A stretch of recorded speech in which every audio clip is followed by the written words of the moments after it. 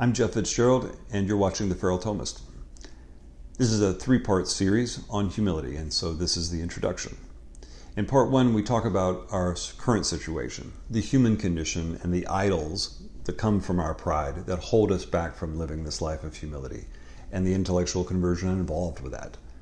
Part two, the much longer part, deals with how we tear down these idols, defining humility, and plotting our course as we want to move forward in a very earnest, even aggressive search and living out the life of humility. And in part three are certain warnings and considerations for how we walk that path of humility.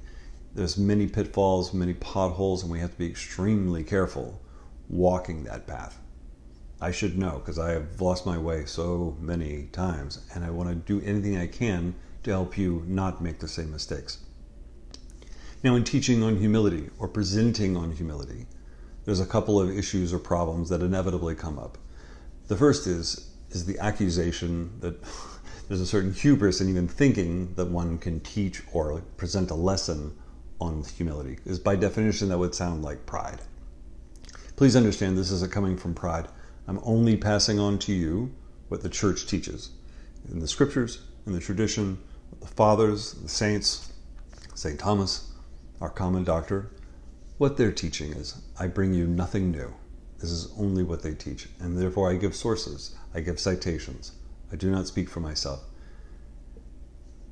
Part two is, it's very, very difficult to talk about this subject because it is so sublime, because it is so subtle, and because it is so elusive. Talking about pride seems simple because we're really acquainted with that. But for most of us, we wouldn't know what humility really looks like. So how in the world can we really get a grasp of it? And that means we have to unpack this. We have to spend a little time explaining it. We have to paint pictures with words to make clear what we mean. And that means the videos go a little bit longer than we might like. Part one, slightly long. Part two is definitely long. And part three is, I think, is pretty manageable.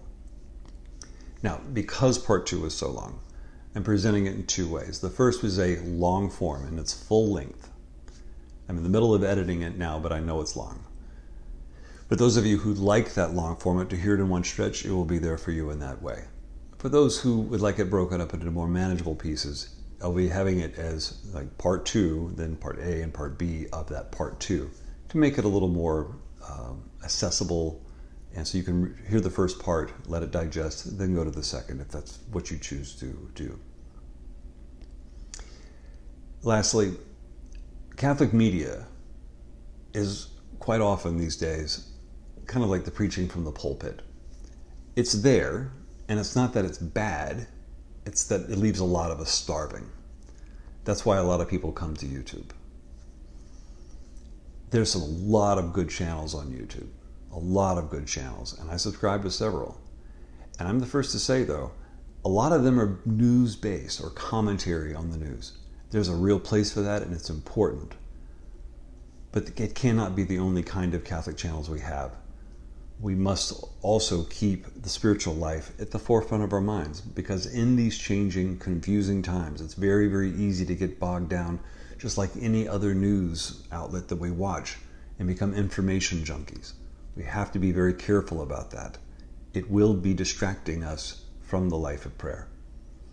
So I do advise you, become informed, but make sure you're holding fast. Hold fast to the faith and to growing in charity. Growing in charity, growing in humility. So I thank you for watching. Subscribe, please. Leave a comment below. And if you see anything on this channel, but in particular in this series of humility, that you found helpful and you know someone who could benefit from it, please do share it with them. I thank you so much. God love you.